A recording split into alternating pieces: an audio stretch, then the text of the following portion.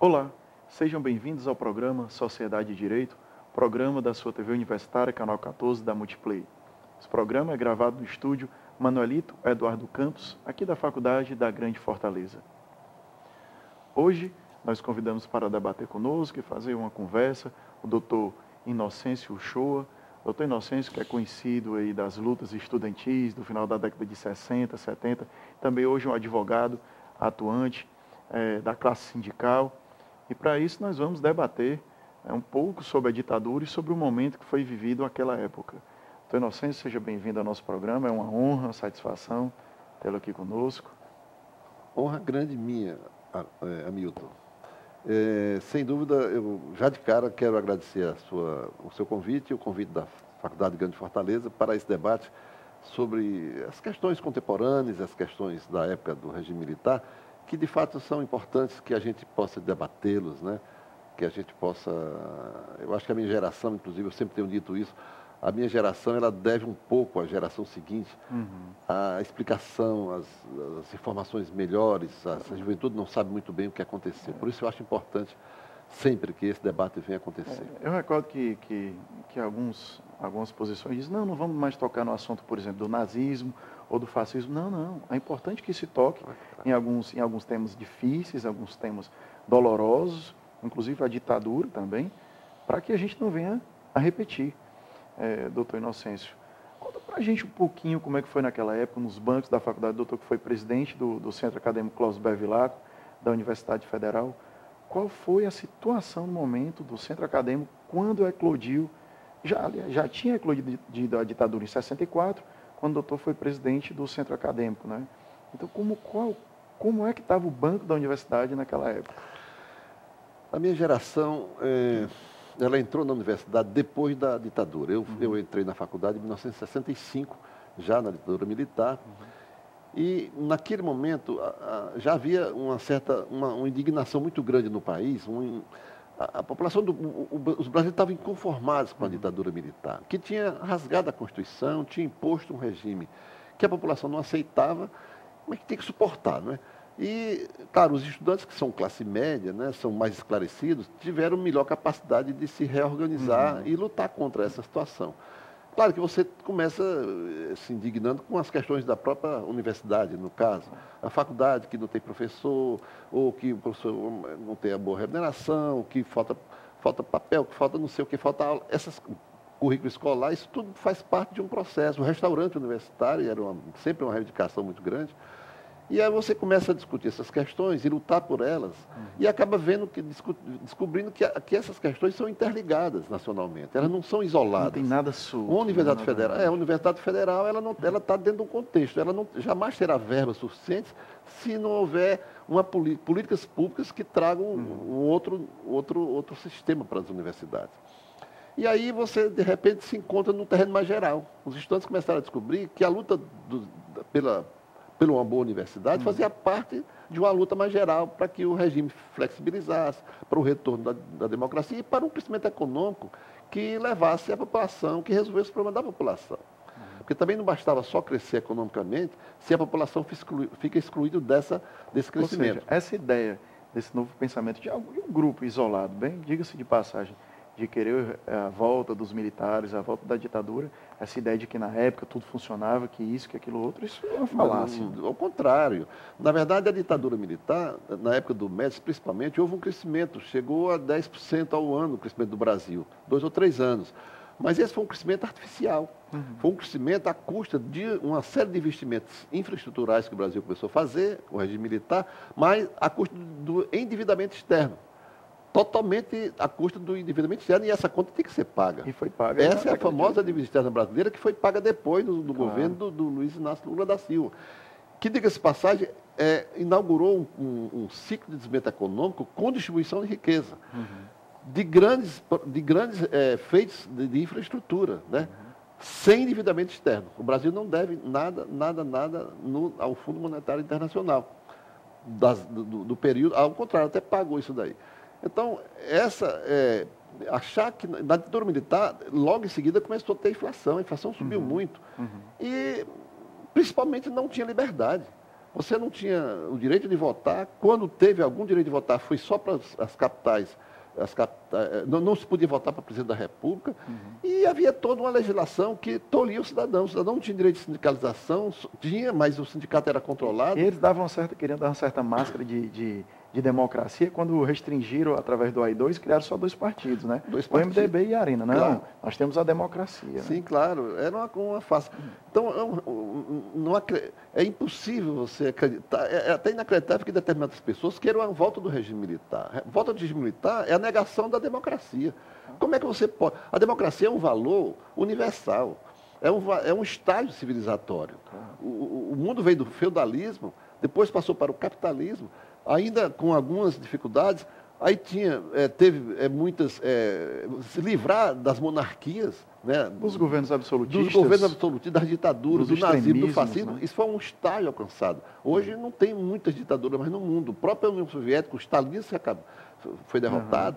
Hoje o mundo pode viver em democracia. Como é que você pode querer voltar à ditadura? Voltar ao regime onde as pessoas não podem se manifestar, onde as pessoas não têm liberdade de ir e vir, de dar opinião. Isso é um atraso. A democracia é um valor universal que deve ser mantido, sim. Você pode até não gostar da posição, de determinadas posições do governo, que está no plantão lá, mas você então vota e pelo voto você tira aquele governo. Jamais pela intervenção. E o pluralismo faz parte, né? Faz parte da democracia. A intervenção militar sempre atrasa, porque cria o ódio, cria a dissensão. Veja mesmo na política internacional. A política bélica americana de intervir nos países, no Afeganistão, no Iraque, o resultado está mostrando aí. No Iraque, no Egito, na Líbia, agora na Síria, na Ucrânia, está levando aqui? Está levando a um conflito mundial. As pessoas não se conformam com isso. Você tem que aceitar, dentro da democracia, que você possa, amanhã, não estar no governo. Claro. Você defende determinadas posições econômicas, posições políticas. Se a sua posição não for majoritária, você tem que se resguardar, deixa quem ganhar. E acabar com aquela ideia que quanto pior, melhor, né? Sim, isso é terrível, né? Isso está na cabeça de muita gente. Isso. Essas pessoas não conhecem. Por isso que é importante o debate sobre a democracia e sobre a ditadura militar. Por quê? Porque as pessoas precisam conhecer a história. Se não conhecer a história, se não souber... Todo cidadão, o cidadão consciente, qual é o cidadão consciente? É o cidadão que tem uma visão estratégica, né? Uma visão de conjunto. Perfeito. Ele não raciocina só sobre um determinado fato. Ele sabe que aquele fato existiu porque outras condicionantes fizeram com que aquele fato existisse. Então, dentro de uma visão estratégica, é impossível você deixar de conhecer a história minimamente do seu próprio país. Então, será que alguém acha que é bom mesmo viver em regime de força? Doutor, naquela época lá do centro acadêmico, o senhor foi o último presidente do centro acadêmico durante a ditadura. Não é isso? E daí, como é que foi isso? O senhor foi para Pernambuco? Seguinte, eu fui presidente do centro acadêmico em 1968, o ano do ato institucional número 5.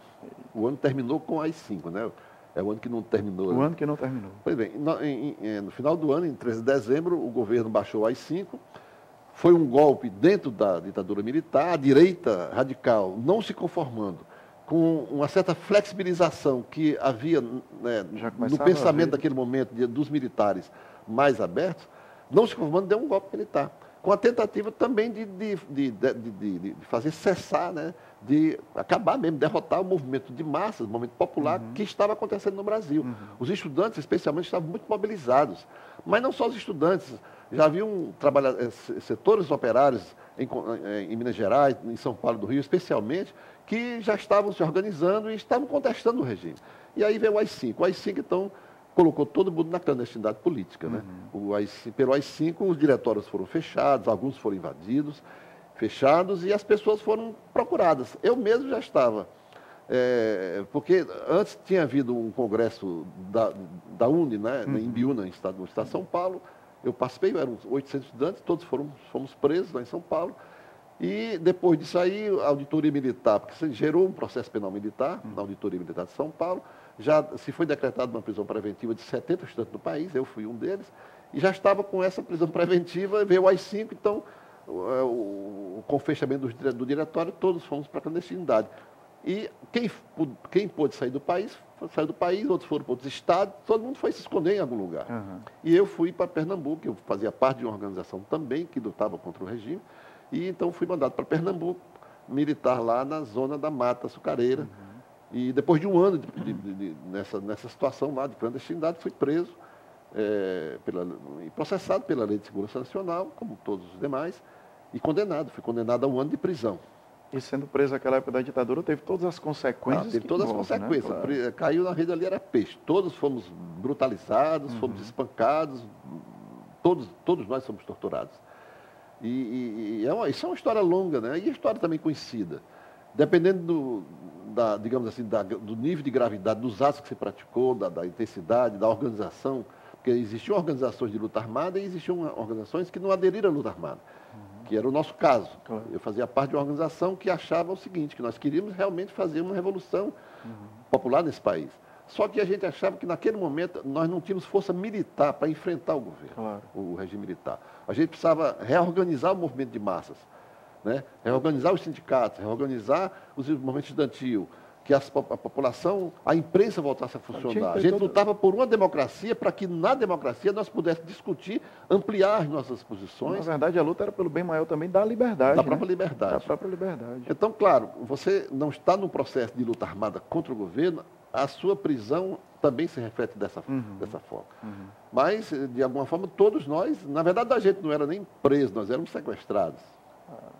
É outro detalhe que é preciso entender, que na democracia é outra coisa, né? Na ditadura você não é preso. Para poder ser seguido, claro, flagrante, ordem fundamentada. Ordem de prisão, flagrante, você apresenta ao juiz ou informa a justiça. Na ditadura você simplesmente é sequestrado e a sua família não sabe onde é que você está, a sua família passa por aquele sufoco, seus companheiros, e você, quantas pessoas desapareceram desse processo? Então, na verdade, todos nós, fomos sequestrados, até o momento em que extrai todas as informações, enfim, você, então, se instala um inquérito e você, então, reaparece, se você estiver vivo, na verdade. Então, é incrível que as pessoas queiram ainda, tem gente que acha que esse é o regime melhor. Como pode ser melhor? E ainda assim, depois de supostamente ter cumprido a pena, né, que eles estipulam ao bel prazer, talvez sem os ditames do devido processo legal, né, que hoje a gente tem, o doutor voltou para Fortaleza ou já foi direto para o Rio? Quando eu saí da prisão em Recife, um ano depois, já no governo Médici, né, eu voltei para Fortaleza, mas não tinha como morar aqui em Fortaleza. Foi o governo mais duro da pesado, ditadura, sim, né? Muito mais pesado que os demais. E eu voltei para Fortaleza, só que eu sou de Aracati, a minha cidade é Aracati. Então, todo mundo tinha medo de mim, eu era terrorista, né? Preso, todo mundo tinha medo do regime militar e já tinha medo pelo regime. E aí ninguém queria ser. Eu não tinha condição de morar aqui, não tinha condição, naturalmente, de trabalhar, etc. E então, minha mulher, a Ângela, na época era minha noiva, né? A gente era estudante, nós namorávamos já como estudantes. Ela tinha terminado o curso de medicina, foi para o Rio de Janeiro, fazer pós-graduação, né, residência médica, e eu fui para lá. Só que depois porque eu também, nesse período, um pouco antes do ato 5, o reitor Leite, da universidade na época, da Universidade Federal, ele baixou um ato excluindo 3 estudantes, caçando a matrícula de 3 estudantes da universidade. Justamente os 3 que faziam parte daquela relação que tinha sido decretada a prisão preventiva lá em São Paulo. Inocêncio Show, Arlindo Soares e Pedro Albuquerque. Então, nos excluiu da faculdade. Passados esses 3 anos, me excluiu por 3 anos, caçou por 3 anos essa matrícula. Então, eu voltei para a faculdade lá no Rio de Janeiro. Na época, as faculdades federais não me aceitaram, né, porque tinha todo esse passado, mas eu consegui, através de determinadas figuras da igreja, eu consegui ser admitido na faculdade Cândido Mendes. Fiz novamente o quarto ano, que na época era anual, né, 4º e 5º ano. O problema é que depois quando estava terminando o 5º ano, já acho que em 72, o Superior Tribunal Militar aumentou a minha pena. Eu tinha sido condenado a 1 ano, tinha cumprido 1 ano, depois ele aumentou para mais 1 ano. Depois de ter cumprido, Depois de ter cumprido, já estava solto, houve o aumento de pena. E Aí uma ordem de prisão expedida pelo Superior Tribunal Militar. E aí, o que fazer? Eu não tinha condição de sair do país, a minha organização era pequena, tinha se destroçado todo com as prisões, e eu não tinha contatos no exterior. Eu tive que ficar no Brasil. Teve que enfrentar aqui. Estava trabalhando lá com meu nome mesmo, lá num pequeno escritório de contabilidade. No Rio de Janeiro, na época, não tinha nem telefone interurbano, essas coisas não existiam, essas tecnologias que hoje você não se esconde mais. Então, tive que ficar durante mais 8 anos. Foram 11 anos, na verdade, entre sair do Ceará e voltar. 11 anos entre prisão e clandestinidade política. E aí, depois que teve... E os meus filhos nasceram na clandestinidade. É o Marcelo, que é advogado aqui em Fortaleza, e o Pablo, que é jornalista da BBC de Londres hoje. O Pablo estudou em São Paulo, fez a USP depois, né? Porque nós chegamos aqui, ele tinha 1 ano e pouco. A família toda sofreu esse momento, muito, né? Muito, porque o sofrimento do regime não é só com a pessoa, é com ele e a família dele. Os efeitos colaterais de tudo isso, né? A minha mulher teve que passar, imagina ela ter dois filhos, duas gestações e 2 filhos numa clandestinidade. Claro, num terreno que não é seu. Terreno que não é nosso, né? Claro. Difícil, muito difícil. E os próprios familiares também. Porque acontecia muito, amigo, a polícia os agentes da segurança iam em um determinado local e buscar ou prender uma pessoa, um subversivo, não encontrava, levava o pai, levava a mãe, levava o irmão, um tio. Na falta dele, vai você. Para pressionar, era uma forma de extorsão. A minha mulher mesmo teve um tio que foi levado, ela não estava na hora, levaram o Haroldo, que era tio dela, preso. E ficou lá durante alguns dias, até que eles viram que a Ângela não estava mais à mão deles. E aí tem o trabalho de começar tudo de novo, né? O recomeço. Sim, tem logo tudo depois, recomeço. quando teve recomeço, tudo do zero. Voltei para a minha cidade. Logo que houve a anistia, nós decidimos voltar para Fortaleza. Voltamos, chegamos aqui. A anistia foi em agosto de 1979. Isso com o Figueiredo já? Com o Figueiredo. Figueiredo. E nós chegamos aqui no dia 14 de dezembro de 79. Um pouco de 3 meses, né? E talvez aqui no estado do Ceará o segundo mandado aí de Vigílio Távora também. Acho que sim. Penso possivelmente. Que era o Vigílio antes e depois. E depois. Antes da minha saída e depois. E aí eu já vinha com um título de advogado. Nunca tinha advogado, mas tinha me formado na faculdade Cândido Mendes, nesse momento em que eu estava numa semi-clandestinidade, porque não tinha ainda a ordem de prisão lá do Superior Tribunal Militar. E aí passei a advogar para os sindicatos bancários e para a FASE, que era uma federação de órgãos, um órgão, uma instituição um pouco ligada à igreja, recebia, uma ONG, uma ONG, né, que recebia valores da Oxfam e outros órgãos internacionais, da Igreja Católica, e precisava de um advogado que pudesse dar apoio a essas lutas populares.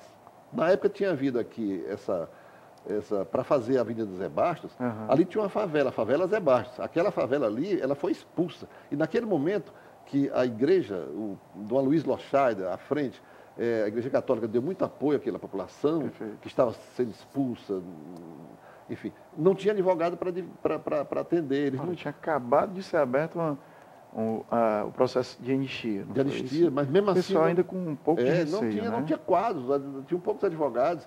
Alguns advogados que defenderam presos políticos, como a doutora Wanda Sidor, doutor Barroso, né? O Tarcísio também, Leitão, foi... Eram pessoas que não eram dessa área também. Eram poucos e não eram da área civil. Iam porque tinham que fazer alguma coisa. Fazia uma petição aqui, outra lá, não tinha. Então, a FASE me contratou para ser advogado dessas questões em todo o Ceará. Em Fortaleza e em alguns lugares do interior. E também na área rural. A gente pode dizer que foi algo pioneiro também na época. Sim, fui um pouco pioneiro disso tudo. Inclusive na área trabalhista, né? Porque aí eu fundei o jurídico dos sindicatos bancários, já no começo de 1980, porque os sindicatos bancários, a esquerda, né, os democratas, tinham retomado dos pelegos em agosto, a eleição deles era em agosto, e quando foi em dezembro, eu cheguei em fevereiro, janeiro, fevereiro, comecei a advogar para os sindicatos bancários, fundei um jurídico importantíssimo. É uma verdadeira escola, né, na área trabalhista. Hoje tem vários juízes, desembargadores, procuradores de justiça, promotores, advogados importantes, que foram daquela escola dos sindicatos bancários. Esse movimento sindical só tende a crescer, né? E cresceu justamente naquela época que o senhor estava revoltando aqui. Por vários motivos, até porque também foi naquele momento em que o movimento sindical no Brasil cresceu muito, a luta dos trabalhadores ficou muito fortalecida, né? Foi quando houve a greve, a famosa greve do ABC lá de São Paulo, onde surgiu a figura do Lula. O Lula já era uma liderança local, era presidente do sindicato, portanto era uma liderança, mas a expressão nacional do Lula começou principalmente naquele momento, daquelas greves, das greves do ABC, de São Paulo, na região operária de São Paulo, que se concentrava muito ali, principalmente metalúrgicos.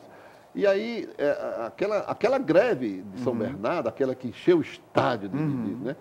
Aquela greve, ela foi responsável, Hamilton, pela principal lei trabalhista, principal lei salarial do Brasil.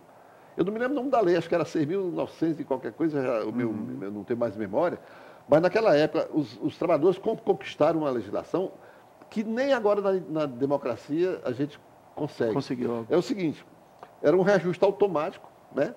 Era um reajuste automático anual, todas as vezes que era garantida a inflação e mais 10% de aumento para os trabalhadores que ganhassem até 10 salários mínimos, até 3 salários mínimos, de 3 a 10 salários mínimos, um reajuste no mínimo com a inflação, e de 10 em diante, aí reduzia para 80. Isso era o que estava garantido na lei. Escalonamento. Ele já tinha que a gente chamava de escala móvel de salário. Isso. Então, o trabalhador que ganhava até 3 salários mínimos já tinha de cara 110% de aumento. Foi a maior lei salarial a partir dali. Então, o movimento sindical cresceu muito. Não só em São Paulo, também no Rio, em Minas Gerais, no Rio Grande do Sul, aqui no Ceará, em Pernambuco. E aí, o movimento sindical, então, começou a se expandir. As oposições começaram a surgir nos diversos lugares. E aqui no Ceará também, naturalmente. E quem é que dava apoio a essas oposições sindicais? Era exatamente o Inocêncio Uchoa, que era advogado trabalhista, que era um militante dessa causa e era praticamente o único advogado, porque dos outros dois, os grandes, né, advogados, Tarcísio Leitão e o Benito Bezerril, eles faziam mais direito do trabalho e menos direito sindical. Entendi. É interessante como tudo isso, essa greve, a grande greve, né, famosa lá do ABC, e toda essa modificação do cenário nacional teve repercussão aqui no estado do Ceará. Primeiro com Gonzaga Mota, que foi colocado depois pelo Vigílio Távora e rompeu com ele, porque foi apoiado pelo pessoal da Federação das Indústrias e logo depois apoiou o Tasso Gereissati. E o grande lance aqui de Fortaleza é aquela novidade, com Maria Luísa, que deu aquela vitória que foi uma grande surpresa naquela época. A história ela tem altos e baixos, né? Por exemplo, a ditadura, o que aconteceu com a ditadura? Ela caçou da vida, tirou da vida política todos os políticos de esquerda, né? Democratas, o pessoal do Partido Comunista, o pessoal do Partido Socialista, o pessoal do Partido Trabalhista, da classe política. Dos sindicatos, ela tirou toda aquela liderança autêntica, Moura Beleza, enfim, todos os líderes, caçou os líderes sindicais e também os líderes estudantis. Então, toda essa geração de políticos democratas, ela afastou da vida pública. Teve um vácuo. Quem apoiou esse vácuo? Exatamente aquelas pessoas que a ditadura queria que ficasse. Né? Os caras que fizeram a arena, que apoiavam todas as coisas do governo. Só que a população, aos poucos, as lutas vão sendo retomadas e vão aparecer desses líderes. Claro. A Maria Luísa foi uma que apareceu no decorrer desse processo. Ela esteve um tempo nos Estados Unidos, né? Ela fez mestrado lá, estudou nos Estados Unidos. Quando ela chegou, então havia um vácuo. E ela conseguiu ocupar, uma das poucas lideranças que conseguiu ocupar, né? Ela, o Iranildo Pereira, que era um deputado federal do MDB também, que depois passou a ser PMDB. Mas, veja, então, a minha geração, ela foi caçada politicamente lá na fonte. Porque, imagina você, Hamilton, eu era a liderança maior da Faculdade de Direito naquele momento. Falava na televisão naquela época, falava no rádio, era um grande líder estudantil daqui. Claro. Aqui tinham alguns líderes estudantis, claro. O Genuíno Neto, o João de Paula, o próprio Pedro Buquerque, tinham vários líderes, o Fausto Nilo, várias pessoas que despontavam assim como grandes lideranças daqui. O Galba Gomes, né? Isso já em 67 e 68, essa geração aí, porque antes teve lá o Parangaba, do Liceu, já em 64. Estou falando da geração 68, que começou na faculdade depois da ditadura militar. Então, por exemplo, se eu tivesse terminado o curso, meu caso específico, mas o meu caso é apenas um exemplo, mas serve para todos. Se eu terminasse a faculdade naquele momento, tivesse me formado e trabalhado normalmente, se não tivesse havido um golpe militar, eu teria me formado e com certeza, seria eleito vereador em Fortaleza. Eu teria sido prefeito da minha cidade. Eu teria sido vereador da minha cidade. A história teria sido recontada. Eu seria deputado estadual, federal, Por que não senador e governador? E por que não presidente da República? E quantas... Então, são milhares, toda aquela geração ela, de estudantes, mas também a geração de políticos de esquerda e também a geração dos sindicalistas, né? Essa geração foi retirada. E com as lutas que foram realizadas contra a ditadura militar e por melhores condições de trabalho, etc., tanto na área sindical, na área dos trabalhadores, como na área da sociedade civil e dos estudantes, foram, digamos, produzindo novas lideranças. E o Lula da Silva é essa parte aqui, né? Em 79 ele se tornou uma grande liderança nacional. Daí se criou a Partido dos Trabalhadores, e aí depois se criou a Central Única dos Trabalhadores. O empresariado criou a Força Sindical, né? Com o Paulinho da Força Sindical, esse que está sendo aí processado pelo Supremo Tribunal Federal. Enfim, se produziu uma outra realidade que fez com que houvesse anistia, que fez com que houvesse uma nova Constituição, e que houvesse, então, toda uma gama de direitos colocados nas legislações e na Constituição Federal que garantiram vantagens e outros benefícios para os trabalhadores e para as camadas médias da população. Se de algo ruim a gente tem que tirar algo bom, tiremos a lição de que a ditadura nos suprimiu a liberdade e que a liberdade é o nosso bem maior. Direito à vida e direito à liberdade, que foi tolhido ambos na época da ditadura. E doutor Inocêncio, como o tempo já se nos vai, foi uma conversa que passou assim, rápido, né? Quando a conversa é agradável, né? Parece que o tempo acelera. E aí eu daria uns 30 segundos para as considerações finais sobre essa nova situação política, sobre esses pensamentos sobre ditadura atual e sobre sua leitura sobre tudo isso. As pessoas me perguntam sempre qual a grande lição que eu retiro assim, desse processo da ditadura militar. Eu sempre digo, a grande lição do processo da ditadura militar é de que a democracia é um valor que deve ser mantida como se fosse uma planta que você tem que regar todo dia, porque, do contrário, você pode cair a democracia. Então, é um valor universal, é um estágio civilizatório que o cidadão não tem o direito de deixar que decaia, porque decaiu na Alemanha, de Hitler, decaiu no Stalin, na Rússia do Stalin, decaiu na Espanha de Franco, decaiu lá na Itália do fascismo, e decaiu aqui com a ditadura militar. Então, nós temos que avançar. Se o cidadão está insatisfeito com os governantes de hoje, que ele, na próxima eleição, ele eleja novos governantes. Democracia é para isso, tem que haver essa modificação. Jamais nós voltarmos para o regime de força para resolver problemas, porque o regime de força não resolveu problema em lugar nenhum. Haja vista que na Alemanha deu no que deu, na Itália deu no que deu, na Espanha deu no que deu, e aqui no Brasil deu em muitas mortes, muito sofrimento, que não leva a lugar nenhum, a não ser bem-estar, que não leva ao mal. Então, acho que essa é a grande lição. A democracia é um valor que não é perene. Cabe à cidadania, a cada cidadão, ter a consciência de que ele pode discutir, pode divergir o que seja, mas preservando a nossa democracia. Claro. Perfeito. Mais uma vez, muito obrigado, doutor Inocêncio. E a todos de casa, muito obrigado. Caso queiram entrar em contato conosco, faça através das redes sociais. É @faculdadefgf. Até a próxima.